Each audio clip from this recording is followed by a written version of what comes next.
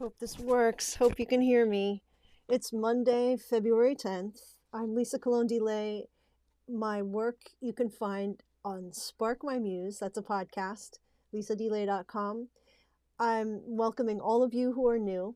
And what I'm doing right now is a video podcast, in a sense, a preview of what's coming on Wednesday. I'm going through this book in a limited series, Disciplines of the Spirit, written in 1963, incredibly apropos for our time. We're living in a time that seems increasingly violent. It seems increasingly divided, and what we need now is something new. But the spiritual undergirding for the civil rights movement was done by many people, including Howard Thurman. And so he is a perfect person to guide us through these times. And what I think I had never realized in great depth was that nonviolence is actually a technology. It's a technique. It's not just a mood or an attitude. So I want to give us hope for resisting what is a hateful time in many ways. It's kind of a performative time, but a hateful time, and it's no shame in that. And actually, there should be some shame in our leaders being hateful, openly hateful, but that shame seems to have gone away. What I want to do is just read a few paragraphs to get you excited to tune in on Wednesday at sparkmymuse.com or anywhere you get podcasts. Look for Spark My Muse. And I'll begin on page 113. The effect of nonviolence on the offender is apt to be so threatening that the security he feels in the violent act deserts him, and he is thrown back upon the naked hunger of his own heart to be cared for, to be understood, to experience himself in harmony with his fellows. When violence is met with violence, the citadel of the spirit is not invaded. The most that is accomplished is a limited truce, a standoff, a stalemate. The fact of isolation becomes a way of life. All communication breaks down, and slowly the spirits of men become asphyxiated. For this reason, the only thing that can maintain the mood of violence between men beyond the heat and excitation of direct encounter is hatred. Hate is the great insulator, making it possible for one person to deny the existence of another or to will their non-existence. Since the necessity to honor one's need to be cared for cannot be fundamentally denied, the only recourse left to the hater is the will to the very non-existence of the other person. Violence in the act through which such a will is implemented, and hate is its dynamic. And I'll just move ahead a little bit. You'll hear the entire section on Wednesday, but I just wanted to move up to another juicy bit that is just prophetic and wise. But nonviolence is not merely a mood or climate or even an attitude. It is a technique and, in and of itself, a discipline. In the first place, it is rejection of physical force, a renunciation of the tools of physical violence. These may be renounced because they are not available. Such a renunciation has only a tactical significance. Here, nonviolence may be used effectively by violent people as a practical necessity. In this sense, it has the same moral basis as violence.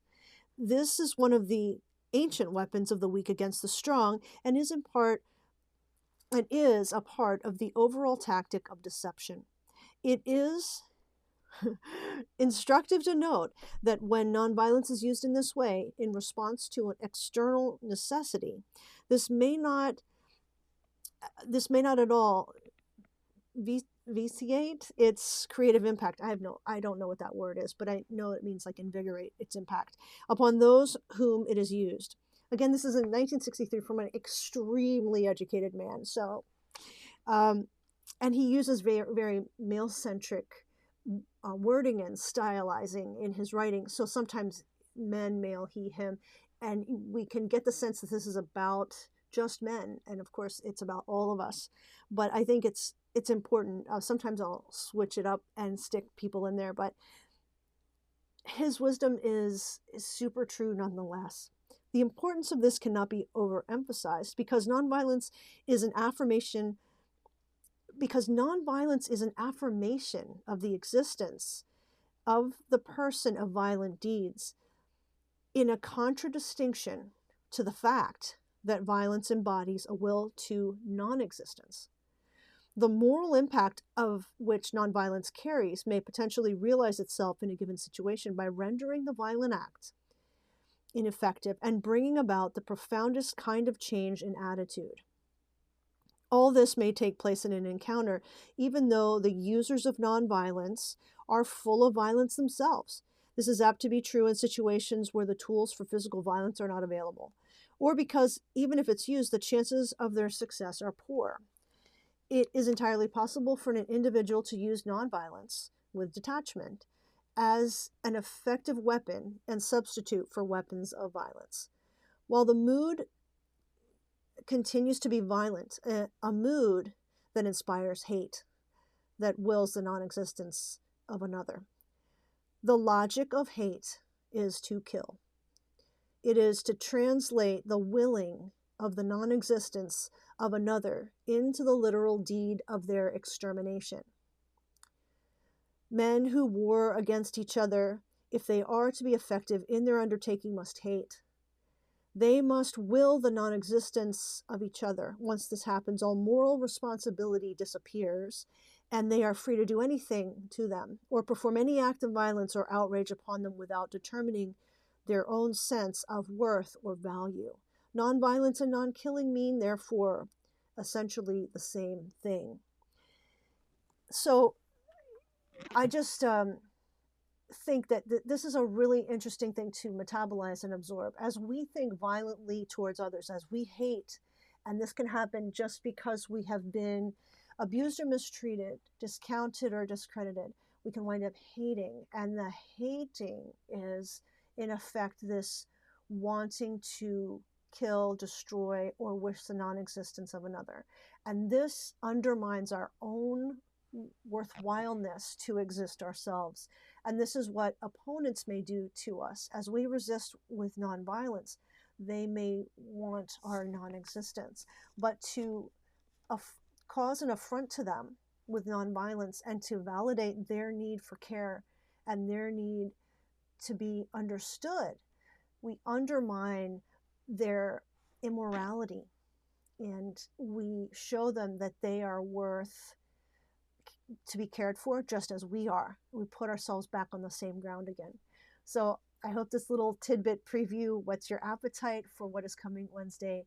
Thank you so much for listening, for caring about generative things in the world, and please keep up your hope and keep doing good in the world. Thank you.